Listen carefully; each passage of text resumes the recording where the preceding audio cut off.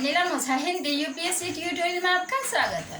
आज हम प्राचीन भारत में ही वैदिक संस्कृति की चर्चा करेंगे। तो चलिए देखते हैं। वैदिक संस्कृति में केवल चार वेद ही नहीं जब बल्कि आरण्यक, ब्राह्मण और उपनिषद वगैरह भी आते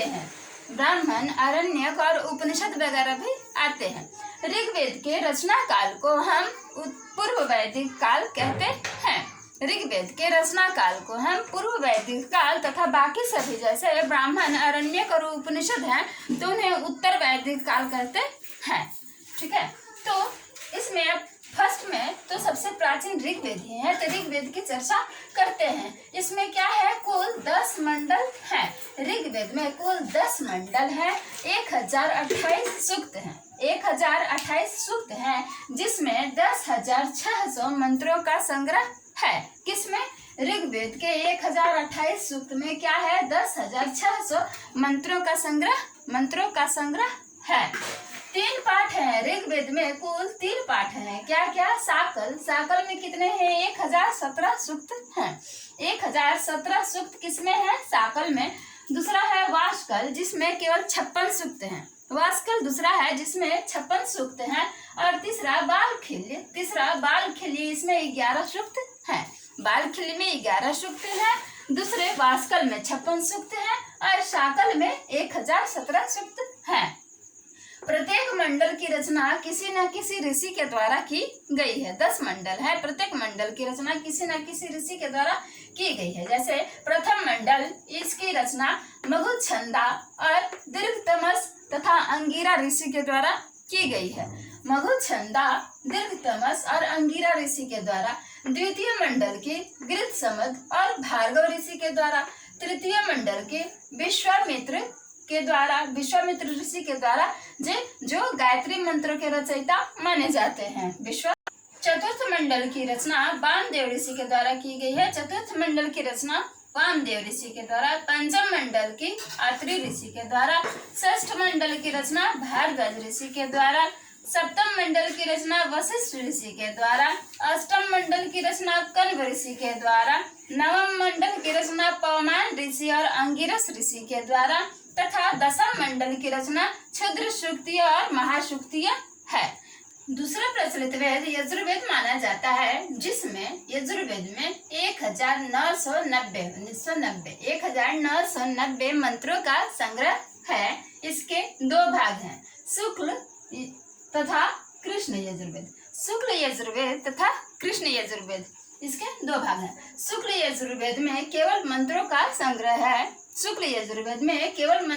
संग्रह है, जबकि कृष्ण यजुर्वेद में मंत्र तथा गद्य काव्य का संग्रह है। मंत्र तथा गद्य काव्य का भी संग्रह है। किसमें? कृष्ण यजुर्वेद में। शुक्ल यजुर्वेद को वाजसनेयी संहिता भी कहते हैं। किसे? शुक्ल यजुर्वेद को क्या कहते हैं? वाजसनेयी संहिता भी कहते हैं। इसी से माध्यानिंदन तथा कानून संहिता संबंधित है। और कृष्ण यजुर्वेद से काठक, तैत्तिरीय तथा मैत्रायणी संहिता संबंधित है। अब सामवेद पे आते हैं, तो इसमें मंत्रों की कुल संख्या 1549 है। इसमें कुल संख्या कितनी है मंत्रों की? तो 1549 और 75 को छोड़ करके शेष ऋग्वेद से लिए गए हैं। 75 मंत्रों को छोड़ करके शेष ऋग्वेद से लिए गए हैं। इसके यानी सामवेद के प्रथम दृष्टा कौन माने जाते हैं? तो वेद व्यास ऋषि माने जाते हैं। प्रथम दृष्टा वेद व्यास ऋषि माने जाते हैं। इसे गायन वेद भी कहते हैं। किसे? सामवेद को। इसके 2 भाग हैं, आर्चिक तथा गान 2 भाग हैं। और इसमें 3 पाठ हैं। कौन कौन से? कौथम संहिता गुजरात, जैमिनीय संहिता कर्नाटक तथा रामायणीय संहिता महाराष्ट्र। अब अथर्ववेद में 20 कांड हैं।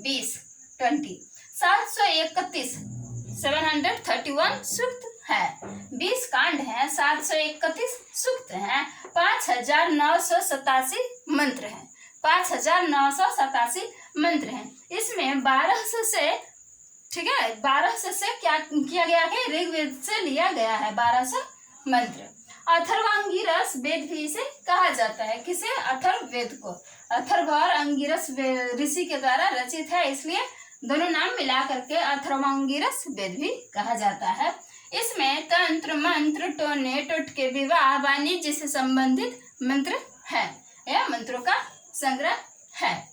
अंग महाजनपद का प्रथम उल्लेख कहाँ मिलता है?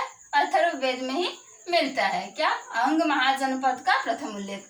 इसकी दो शाखाएं हैं, शौनक और पिप्पलाद। इसकी दो शाखाएं हैं, शौनक और पिप्पलाद। वेदों की चर्चा के बाद वेदों के ब्राह्मण, आरण्यक और उपनिषद को देख लेते हैं। वेद है ऋग्वेद। ऋग्वेद का ब्राह्मण ऐतरेय और कौशितकी है। आरण्यक ऋग्वेद का आरण्यक ऐतरेय और कौशितकी ही है। उपनिषद ऐतरेय और कौशिकी ही है, कौशितकी। और ये किस लिए उपवेद क्या है इसकी? तो आयुर्वेद। ऋग्वेद की उपवेद आयुर्वेद। सामवेद दूसरा, सामवेद का ब्राह्मण पंचविश ब्राह्मण या तांड्य महाब्राह्मण है। षड्विश ब्राह्मण और जैमिनीय ब्राह्मण, ये तीनों है। पंचविश ब्राह्मण, षड्विश ब्राह्मण और जैमिनीय ब्राह्मण। और आरण्यक की बात करें, सामवेद के आरण्यक की, तो छंदोग्य आरण्यक और जैमिनीय आरण्यक है। और उपनिषद की बात करें तो छंदोग्य और कठोपनिषद है। छंदोग्य उपनिषद और कठोपनिषद है। और उपवेद क्या है? तो गंधर्व वेद है। यजुर्वेद की बात करें, तीसरे वेद यजुर्वेद की बात करें तो ब्राह्मण में तैत्तिरीय ब्राह्मण और शतपथ ब्राह्मण है। आरण्यक की चर्चा करें यजुर्वेद की, तो आरण्यक, बृहदारण्यक जो भी कहें, और तैत्तिरीय आरण्यक है। उपनिषदों की बात करें किसके? यजुर्वेद की, तो श्वेताश्वर उपनिषद, बृहदारण्यक उपनिषद, ईशोप उपनिषद, मैत्रायणी उपनिषद, कठोपनिषद और तैत्तिरीय उपनिषद है। ठीक है। और उपवेद की चर्चा करें यजुर्वेद के उपवेद की, तो धनुर्वेद। अथर्ववेद का ब्राह्मण क्या है? तो गोपक ब्राह्मण, और इसमें तो कोई जानकारी नहीं है। और उपनिषद की बात करें अथर्ववेद की, तो मुंडकोपनिषद, प्रश्नोपनिषद और मांडुक्योपनिषद है। और उपवेद की चर्चा करें तो शिल्पवेद है। उधर गाने बज रहे हैं हमारे लाउड स्पीकर में। टोलियों में आए थे, कई कबीलों या टोलियों में आए थे। तो जो पहले से लोग थे, अब जब हम कहीं जाएंगे, किसी की गर्लफ्रेंड को लाइन मारेंगे, तो अगला तो विरोध करेगा ही। तो जो दास या दस्यु लोग रहते थे पहले से ही, तो उन्हें उनसे युद्ध करना पड़ता था। कुछ हार जाते थे, कुछ को दास बना लिया जाता था फिर से उनके द्वारा, और कुछ होते थे कि बड़े जट्ठर होते थे ना, पजेड़, तो हार ही नहीं मानते थे। जैसे दक्षिण भारत के दस्यु दास वगैरह क्या थे? बहुत शक्तिशाली होते थे। हाँ, तो उस एरिया में दक्षिण भारत में क्या था कि आर्य ज्यादा मात्रा में, भारी मात्रा में जा भी नहीं पाए और उन्होंने जीता भी नहीं। तो दक्षिण भारत के लोगों का ही वर्चस्व रह गया। तो ये कह रहा है कि कई टोलियों में जाते थे। पहले ऋग्वैदिक आर्यों का उल्लेख मिलता है कहाँ? कब? 1500 ईसा पूर्व में लगभग। ठीक है, 1500 ईसा पूर्व के लगभग ऋग्वेद में कहा गया है कि 5 कबीले थे। ऋग्वेद में कहा गया है कि आर्यों के 5 कबीले थे, जिसे पंचजन कहा जाता था। और पंचजन में भरत जन का सबसे पहला उल्लेख मिलता है, जो मतलब पावरफुल होगा, है ना, तभी तो मिल रहा है, नहीं तो किसको कौन पूछता है। तो भरत जन, ऋग्वेद में कहा गया है कि भरत जन कबीले के भरत जन के राजा सुदास द्वारा पुरुषनी नदी के तट पर, पुरुषनी नदी जो रावी हम कहते हैं, रावी नदी के तट पर 10 राजाओं के संघ को पराजित करने का उल्लेख मिलता है। कहाँ? ऋग्वेद में। किसके? भरत जन के राजा सुदास के द्वारा। तो इस युद्ध को नाम क्या दिया गया? तो दशराग्य युद्ध। इस युद्ध को नाम क्या दिया गया? दशराग्य युद्ध। ऋग्वैदिक काल में राजनीतिक दशा की चर्चा करें तो पहला नंबर आएगा राजनीतिक संगठन। राजनीतिक संगठन में डॉक्टर मुखर्जी, किसने? मुखर्जी, मुकर मत जाना, हट मत जाना। तो डॉक्टर मुखर्जी ने भारत के शासन विधान को निम्न भागों में या इकाइयों में बांटा है। पहला क्या है? तो गृह है। गृह का मुखिया क्या होता था? कुलप या पिता होता था। गृह का मुखिया कुलप या पिता होता था। दूसरा पॉइंट आएगा ग्राम, तो इसका ग्रामीण ग्रामिणी होता था मुखिया। विश या कबीला, विश या कबीला का क्या होता था? तो विषयपति होता था। विषयपति मुखिया होता था किसका? विश या कबीले का। उसके बाद आता है जन, जन का राजा होता था। तो पहला था राजनीतिक संगठन। अब दूसरे में आएंगे राजा का स्थान। प्रायः पैतृक होता था, प्रायः पैतृक होता था। और यह भी देखा गया था कि प्रजाजन वो तो श्रेष्ठ होती है, तो प्रजाजन क्या करते थे? उपयुक्त व्यक्ति को भी राजा बना देते थे, तो कोई विरोध नहीं होता था। कल आए ऋग्वेद में राजा को गोप जनस्य कहा गया है, अर्थात प्रजा का क्या? रक्षक, गोप जनस्य। और पूरा भेता कहा गया है, अर्थात नगरों पर विजय पाने वाला। पूरा भेता मतलब नगरों पर विजय पाने वाला। क्या कहाँ कहा गया है? तो ऋग्वेद में क्या कहा गया है? गोप जनस्य और पूरा भेता। काल के राजनीतिक दशा की चर्चा कर रहे हैं, इसमें मंत्री की चर्चा करें तो राजा केंद्रीय शासन चलाने के लिए अनेक मंत्रियों, सेनापति, पुरोहित और ब्राह्मणी आदि की सहायता से क्या करता था कि शासन चलाता था। सेनानी सेना का प्रमुख तथा ग्रामणी ग्रामों का प्रमुख होता था। राजा के व्यक्तिगत कर्मचारियों को क्या कहा जाता था? इभ्य, सभ्य से इभ्य, ठीक है। व्यक्तिगत कर्मचारियों को इभ्य कहा जाता था। और उपस्थि भी कहा जाता था। सूत, रथकार और करवार को रत्नी कहा जाता था। किसे रत्नी कहा जाता था? रत्नी, सूत, रथकार और करमार को, ठीक है। अब सभा की चर्चा करें तो सभा बुजुर्ग सदस्यों की परिषद होती थी। सभा बुजुर्ग सदस्यों की परिषद होती थी जिसमें महिलाएं भी भाग लेती थी। महिलाओं को क्या कहा जाता था? तो सभावती कहा जाता था। इनमें भाग लेने वाली महिलाओं को सभावती कहा जाता था। समिति की चर्चा करें तो राजनीतिक मुद्दों पर यह चर्चा करती थी। और समिति के अध्यक्ष को क्या कहते थे? ईशान कहते थे। कोई नाम है ना ईशान चंद्रा, तो समिति के अध्यक्ष को ईशान कहते थे। वेतन की चर्चा करें तो यह आर्थिक, सामाजिक, राजनीतिक, धार्मिक सभी प्रकार के कार्य करती थी। माना जाता है कि शायद सभा और समिति की उत्पत्ति विदत से ही हुई है। न्याय की चर्चा करें तो ऋग्वेद में धर्मन नाम का न्याय का चर्चा है। उपयुक्त शब्द न्याय के लिए क्या मतलब यूज किया गया है, प्रयोग किया गया है? तो धर्मन। किसमें? ऋग्वेद में। और उग्र जीवग्रीव पुलिस के लिए कहा गया है। जीवग्रीव मतलब जीवित पकड़ने वाला। जीवग्रीव और उग्र पुलिस के लिए ये शब्द उपयुक्त या प्रयोग हुए हैं। और निर्णायक को झगड़े के निर्णय जो करता था झगड़े के निर्णायक को मध्यमर्षि, मध्य में पड़ने वाला, बिचौलिया, मध्यमर्षि कहते थे। न्यायाधीशों को ग्राम्यवादीन कहते थे तैत्तिरीय में, ठीक है। और आर्डियल प्रथा प्रचलित थी। आर्डियल प्रथा क्या होती थी? गर्म लोहे, कुल्हाड़ी आदि से व्यक्ति की या दोषी की परीक्षा ली जाती थी। सामाजिक जीवन की चर्चा करें उसमें भी पारिवारिक जीवन, तो उन्होंने खानाबदोश जीवन छोड़ दिया था। खानाबदोश जीवन छोड़ करके कौन सा जीवन? पारिवारिक जीवन शुरू कर दिया था। पारिवारिक जीवन क्या था? सामाजिक स्थिति में पितृसत्तात्मक परिवार थी, पिता की चलती थी, पिता मुखिया होता था, संयुक्त परिवार भूमिका में रहती थी, संयुक्त परिवार का प्रचलन था।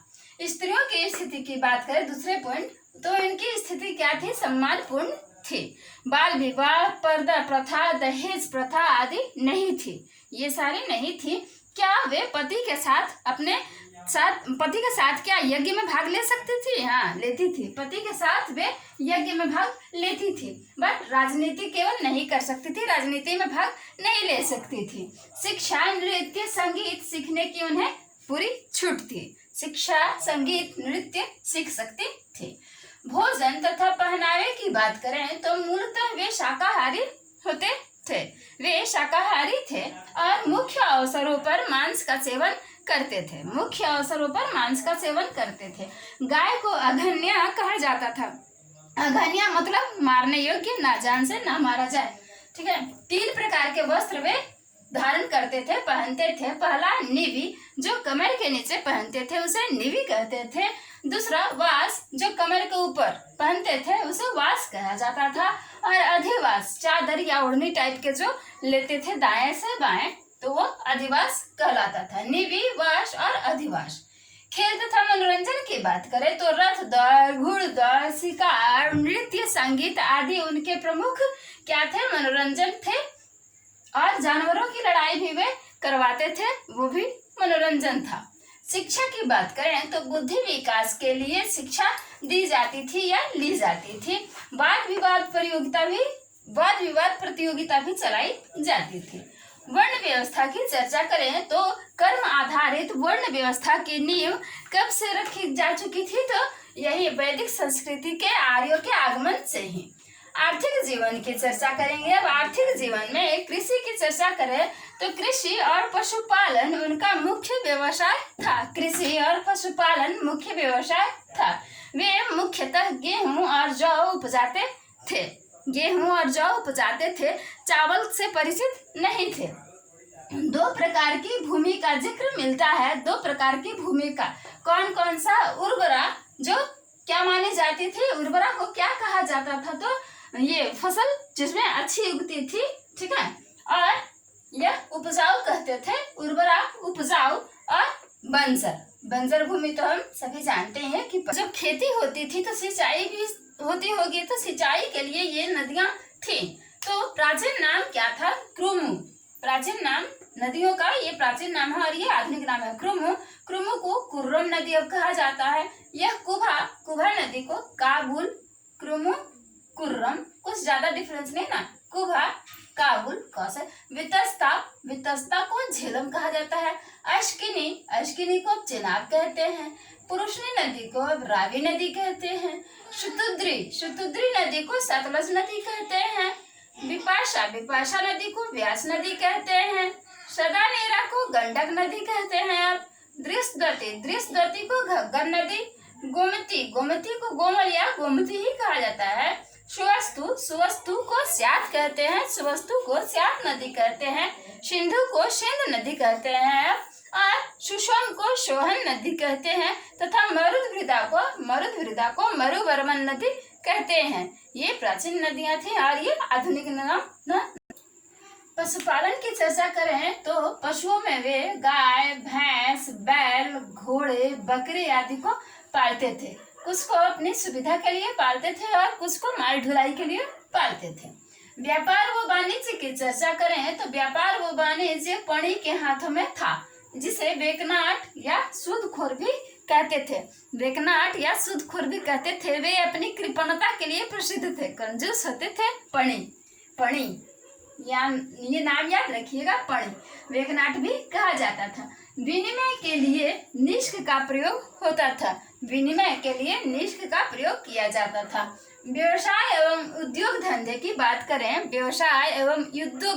बात करें तो बढ़ाई, जिसे तक्षक, बढ़ाई हम अब कहते हैं ना, पहले तक्षक कहा जाता था। सुनार, स्वर्णकार, चर्मकार आदि थे। और बाल, जिसे जुलाहे कहते हैं अब, और कर्मकार आदि थे। किसमें?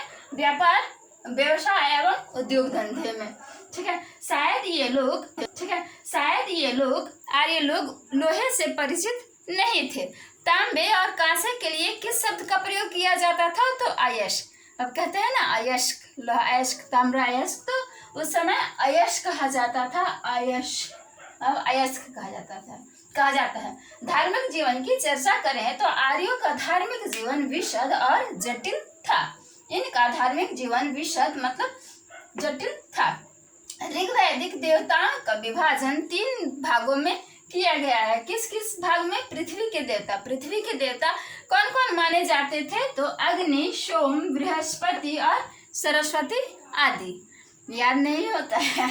अभी तो कह देंगे ना कि किसी फिल्म का एक डायलॉग सुना, अरे वो क्या था वेब सीरीज, उसका डायलॉग सुनाओ तो मुन्ना ने क्या कहा था, तो वो सब याद होगा। अरे पढ़ा कीजिए, 1 बार 2 बार 3 बार, हाँ 4-5 बार में तो दिमाग में छप जाएगा बिल्कुल।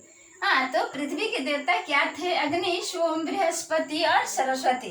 अंतरिक्ष के देवता, दूसरा अंतरिक्ष के देवता इंद्र, रुद्र, वायु, वात। इंद्र, रुद्र, वायु, वात, पर्जन्य, आप, यम, आप यम। प्रजापति और अदिति ये लोग क्या थे? अंतरिक्ष के देवता थे। द्युषदान, ठीक है, द्यु स्थान मतलब आकाश के देवता कौन कौन से थे? यश, वरुण, मित्र, सूर्य, पूषण, विष्णु, आदित्य और उषा आदि थे, है ना। लड़कों और लड़कियों के नाम के हिसाब से ही पकड़ लीजिए, याद कीजिए।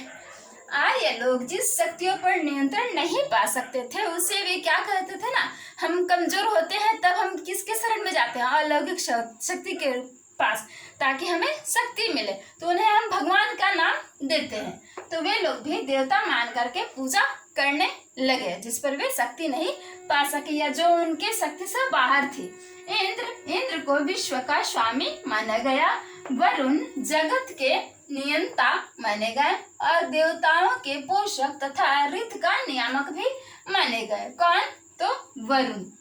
यज्ञ में मनुष्य बलि का कोई जिक्र नहीं मिलता है, मनुष्य बलि का कोई जिक्र नहीं मिलता है। मंदिर, एकदम देखिए, मंदिर एवं या मूर्ति पूजा का भी कोई जिक्र नहीं है। ये हमारे द्वारा बनाया हुआ क्या है? तो आडंबर है। गृहस्थों द्वारा पंच यज्ञ किया जाता था। गृहस्थ कुछ पालन करते थे, पंच यज्ञ के नाम से जाना जाता था। ब्रह्म यज्ञ या ऋषि यज्ञ ऋषियों के लिए किया जाता था, आदर के लिए। देव यज्ञ भगवान के लिए किया जाता था, देवता के लिए। पितृयज्ञ क्या किया जाता है? हम लोग अब क्या करते हैं? पितर्पण करते हैं ना, तो जो मृत हो जाते थे पापा वगैरह तो उन्हें दिया जाता था दान वगैरह। मनुष्य यज्ञ किया जाता था अतिथि सत्कार के लिए, मनुष्य यज्ञ किया जाता था अतिथि सत्कार के लिए। और भूत यज्ञ किया जाता था सभी जीवों के लिए, जैसे पशु पक्षी को दाना वगैरह खिलाने के लिए। भूत यज्ञ किया जाता था सभी जीवों के प्रति कृतज्ञता व्यक्त करने के लिए। धार्मिक पुरोहितों का जिक्र है, 4 धार्मिक पुरोहितों का जिक्र है। होता, जो ऋग्वेद की प्रार्थना करने वाले होते थे, होता, ठीक है, ऋग्वेद। उद्गाता सामवेद का गायन करते थे। उद्गाता क्या करते थे? सामवेद का गायन करते थे, सामवेद से संबंधित थे। अदर्पयु क्या करते थे? यजुर्वेद से संबंधित थे। और ब्रह्मा मंत्रों का सही उच्चारण देखते थे कि मंत्रों का सही उच्चारण हो रहा है कि नहीं, ये अथर्ववेद से संबंधित थे। होता, उद्गाता, अदर्पयु और ब्रह्मा। 16 संस्कार थे, 16 संस्कार थे। गर्भाधान संस्कार, ये गर्भ के लिए होता था। पुंसवन, पुत्र प्राप्ति के लिए। सीमंतोन्नयन, जब गर्भ हो जाता था उसके बाद। जात कर्म, बच्चे के पैदा होने के बाद। नामकरण तो सभी जानते हैं। निष्क्रमण, जब पहली बार बच्चा घर से निकलता था, यह उस समय किया जाता था। अन्नप्राशन संस्कार, खिलाने के समय मतलब खिलाया जाता था कुछ। चूड़ाकर्म क्या है ना? टकला, तो बाल जब कटते थे या काटा जाता था। कर्णभेद, जब कान छेदा जाता था बच्चे का। विद्यारंभ, ये तो सभी जाने जाएंगे। उपनयन, जब जनेऊ होता था बच्चे का, जनेऊ संस्कार। वेदारंभ, जब बच्चा वेद सीखने के लिए वेद सीखना शुरू करता था। वेद समावर्तन, जब शिक्षा समाप्त हो जाती थी तब यह संस्कार किया जाता था। अब तो आधे हैं याद, आधे सब भूल गए, आधे इधर आधे उधर। विवाह संस्कार, पुरुष स्त्री का विवाह।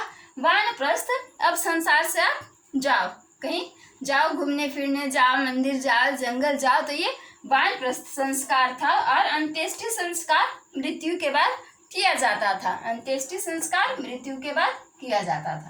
क्या है ना, आपकी शब्दावलियों की चर्चा कर लेते हैं। वैदिक युगीन शब्दावलियां हैं ये। दुहित्री, दूध दुहने वाली, गाय को दुहने वाली को दुहित्री कहते थे, पुत्री को भी दुहित्री कहते थे। गोहन मतलब अतिथि। अतिथि इसका विस्तार रूप है कि गाय की हत्या कराने वाला अतिथि। तो अतिथि मतलब गाय की हत्या कराएगा। गोहन मतलब होता है गाय की हत्या कराने वाला अतिथि। व्रीहि हो गया चावल के लिए, व्रीहि शब्द चावल के लिए उपयोग किया जाता था। वह तू दहेज, वह तू बह गया, वह तू दहेज के लिए। ये भी धनी लोग है। अब सभ्य होगा मतलब सभ्य क्या हो गया? अच्छे लोगों के लिए, तो ये भी होता था। ये भी धनी लोग। अदेवयु, अदेवयु देवताओं को ना मानने वाला। देवयु, अदेवयु तो देवताओं को ना मानने वाला। अब्रह्मण्यन, अब्राह्मण्यन होता था वेदों को नहीं मानने वाला, अब्राह्मण्यन वेदों को नहीं मानने वाला होता था। मृतवाद, मृतवाद किसे कहते थे? जो कड़ा वचन बोलेगा, कटु वचन बोलेगा, कट कट कट कट, है ना, व्यंग के साथ। बृहस्पति चारागाह का अधिकारी कहा जाता था, बृहस्पति चारागाह का अधिकारी होता था। विष क्या हो गया? कबीला, विष कबीला होता था। नप्त्री, नप्त्री भतीजे, प्रपौत्र आदि के लिए, प्रपौत्र आदि के लिए ये शब्द प्रयोग किया जाता था। क्या? नप्त्री, नप्त्री। तक्षक बढ़ाई के लिए, निष्क आभूषण के लिए यानी गहने के लिए, निष्क, कनिष्क, निष्क।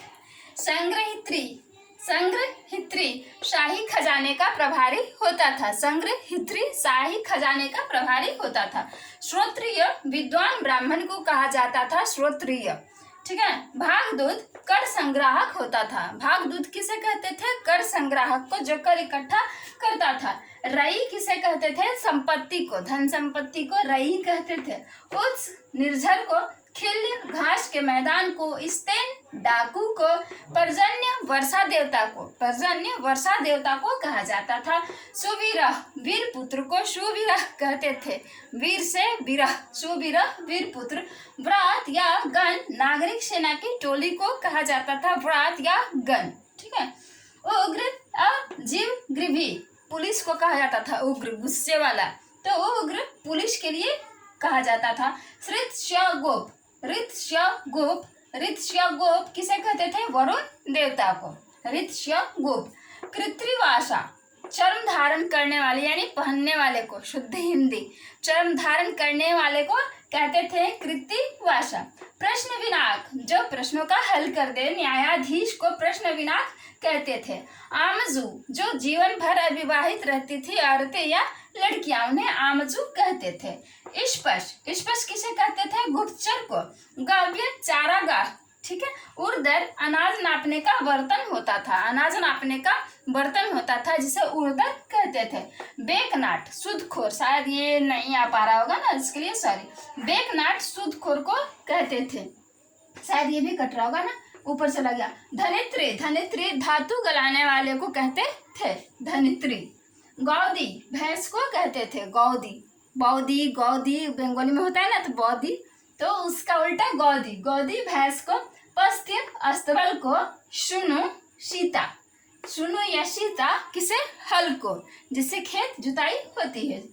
गोजात देवताओं की 4 श्रेणियों में से एक होता था, गोजात। दधिन्य क्या होता था? दही एवं शहद के साथ चावल का सेवन, दधि मंथ होता था, सॉरी दधि मंथ। पालागल संदेश वाहक को कहते थे, पालागल संदेश वाहक। छत राजसी गृह प्रबंधक होता था, ठीक है। छत। अक्षबाप, पहले पासा फेंकने वाले को अक्षबाप कहा जाता था और उसके बाद फिर अक्षबाप का मीनिंग बदल गया, अर्थ बदल गया। लेखपाल को भी अक्षबाप कहा जाने लगा, लेखपाल को भी अक्षबाप कहा जाने लगा। महिषी मुख्य रानी को महिषी कहते थे, महिषी मुख्य रानी को कहते थे। प्रवृत्त, ठीक है, धातु के चोंच वाले फाल को कहते थे क्या? प्रवीरवंत। शैलुष, नाटक के पात्र को शैलुष कहते थे, शैलुष नाटक के पात्र। नरिष्ठा वोट, भारी मात्रा में कुल समूह के मिलाए हुए मत वोट। अष्टकर्णी गाय को। वक्त नाई, उर्वरा जुते हुए खेत, लांगल हल और अवत कूप को, कुएं को अवत कहा जाता था। वैदिक काल की चर्चा करेंगे। उत्तर वैदिक काल किसे कहा गया है? जब वेद और उपनिषद, ब्राह्मण आदि, अरण्यक आदि की शुरुआत हुई या ये रचना किए गए, इनकी रचना की गई। वेद, ब्राह्मण, अरण्यक, उपनिषद आदि की रचना की गई तो उस काल को उत्तर वैदिक काल कहा गया। इस समय में आर्य सभ्यता पूर्व और दक्षिण की ओर विस्तार में आई, पूर्व और दक्षिण की ओर विस्तृत हुई। चित्रित धूसर, मृत भांड और लौह हथियार का प्रयोग इस काल की मुख्य विशेषता है। क्या चीज? चित्रित धूसर, मृत भांड और लौह हथियारों के प्रयोग, ठीक है। अब राजनीतिक दशा की चर्चा करेंगे तो आर्य सभ्यता का विस्तार हुआ, आर्य सभ्यता का विस्तार हुआ, विशाल राज्यों की स्थापना हुई, विशाल राज्यों की स्थापना हुई उत्तर वैदिक काल में कुरु और पांचाल संयुक्त राज्य थे। कुरु और पांचाल संयुक्त राज्य, मिले जुले राज्य थे। इनकी राजधानी आसंदिवात और कौंपिल्य थी। आसंदिवात और कौंपिल्य थी। राजा के पद का विस्तार हुआ, उसे दैवीय रूप माना जाने लगा। राजा के पद का विस्तार हुआ, उसे दैवीय रूप माने जाने लगा और वह अपने पुत्र को अपनी संपत्ति से या राजपद से भी अलग कर सकता था। उसे ये अधिकार भी मिला और राजा का पद वंशानुगत ही होता था। राजा का पद वंशानुगत ही होता था। सामाजिक जीवन की चर्चा करें, उसमें पारिवारिक जीवन, तो इस काल में उत्तर वैदिक काल में सर्वप्रथम कुल का उल्लेख मिलता है। सर्वप्रथम कुल का उल्लेख मिलता है।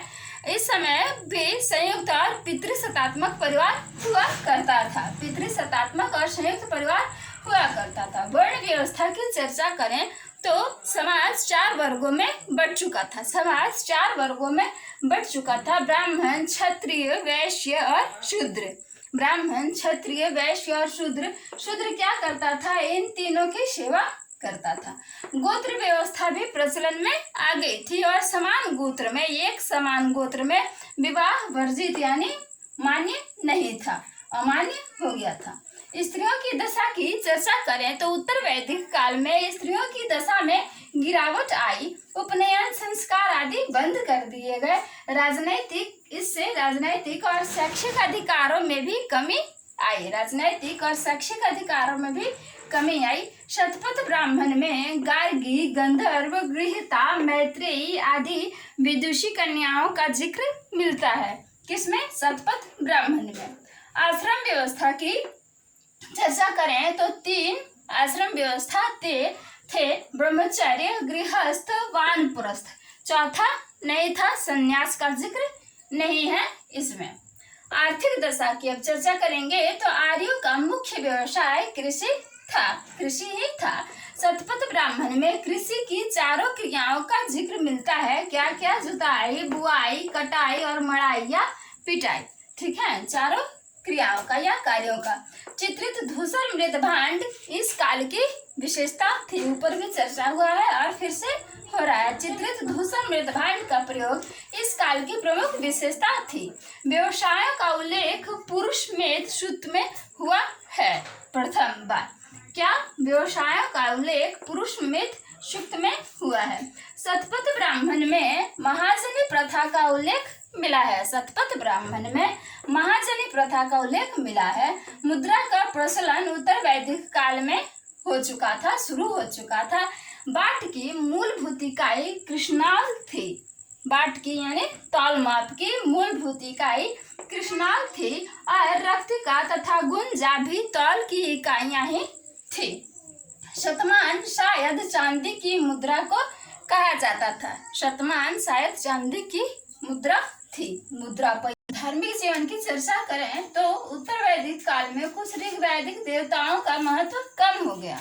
कुछ ऋग वैदिक देवताओं का महत्व कम हो गया। कम होकर के क्या हुआ? नवीन देवताओं की प्रतिष्ठा हुई। नए देवताओं की प्रतिष्ठा हुई। जैसे वरुण और इंद्र आदि का स्थान किसने ले लिया? प्रजापति, विष्णु आदि ने। प्रजापति, विष्णु एवं रुद्र, शिव ने ले लिया। ऋग्वेद में 7 प्रकार के पुरोहितों का उल्लेख था। ऋग्वेद में 7 प्रकार के पुरोहितों का उल्लेख था, लेकिन उत्तर वैदिक काल में 17 प्रकार के पुरोहितों का उल्लेख मिला है या मिलता है। विवाह एक आवश्यक संस्कार माने जाने लगा। विवाह एक आवश्यक संस्कार माने जाने लगा और विवाहित पुरुष स्त्रियों को ही यज्ञ में भाग लेने का अधिकार था, अविवाहितों को नहीं था। यज्ञ आदि बढ़े और मतलब विकट हुए, जटिल भी हुए, खर्चे अधिक होने लगे यज्ञ वगैरह में। ठीक है, पशु बलि प्रारंभ हो गई। अंतिम दौर में, उत्तर वैदिक काल के अंतिम दौर में क्या हुआ? कर्मकांडों एवं पुरोहितवाद के खिलाफ प्रतिक्रिया शुरू हो गई। के खिलाफ प्रतिक्रिया का जन्म हुआ।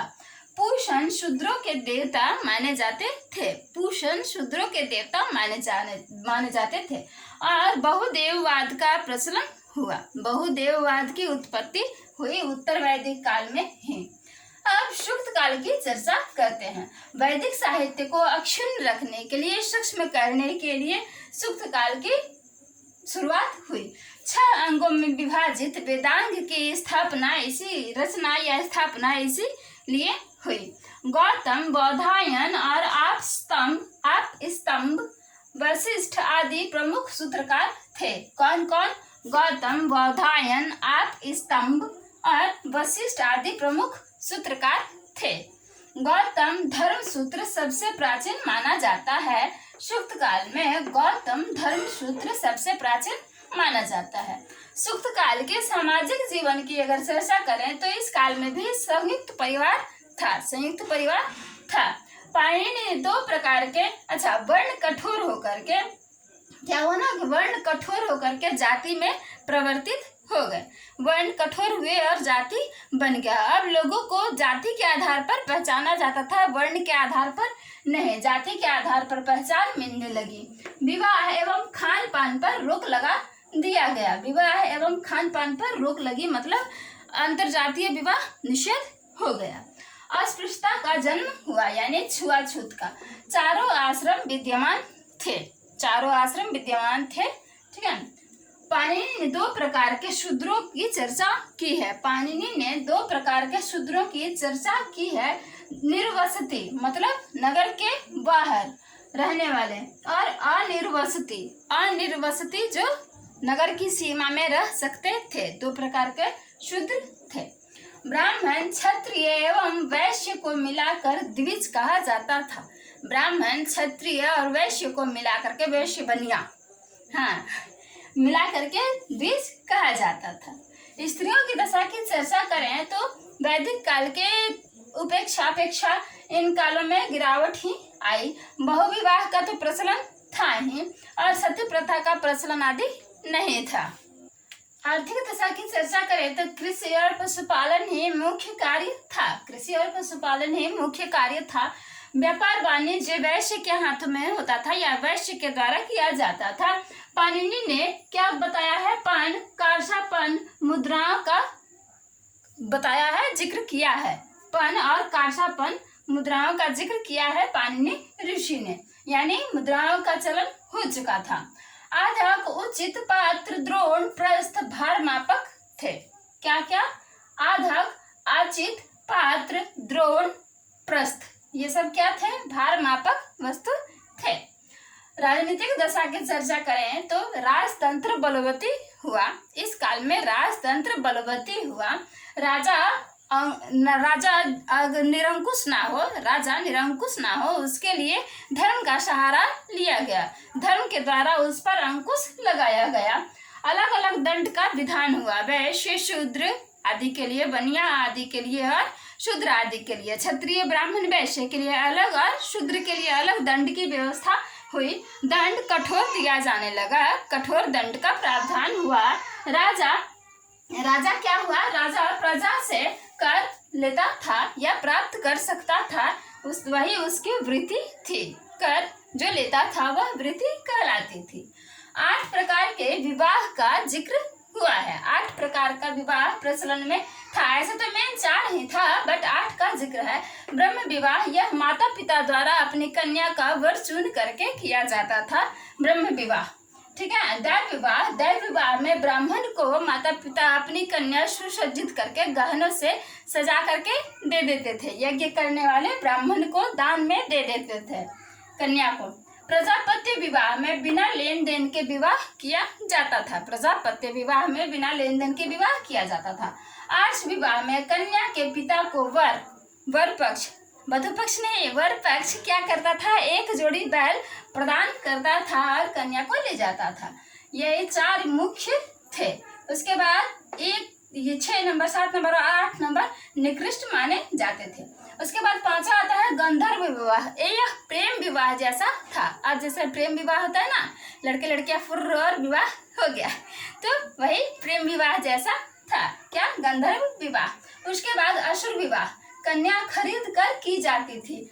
कन्या के माता पिता को क्या करते थे? वर पक्ष वाले पैसे देते थे और खरीद करके ले जाते थे। यह निकृष्ट माना जाता था। राक्षस विवाह, यह पराजित राजा के पत्नी, बेटी आदि को उठा करके अगला राजा ले जाता था। यह भी निकृष्ट माना जाता था, उत्तम नहीं माना जाता था। 8वां आता है पिशाच विवाह। इसमें विश्वासघात द्वारा बलपूर्वक किसी स्त्री का, जैसा रेप वगैरह होता है तो क्या होता था, उस समय बलात्कार वगैरह कर दिया जाता था और उस लड़की को या उस स्त्री को उससे विवाह करना पड़ता था। तो ये 6, 7, 8 यानी असुर, राक्षस, पिशाच ये निकृष्ट माने गए थे। बाकी सब ये विवाह उत्तम माने गए थे चारों। 5वें से निकृष्ट माना गया है। तो यह रहा आज का वीडियो वैदिक संस्कृति या वैदिक सभ्यता से संबंधित। अब अगले वीडियो में मिलेंगे महाजनपद काल की चर्चा के साथ। तब तक के लिए बाय बाय, टेक केयर।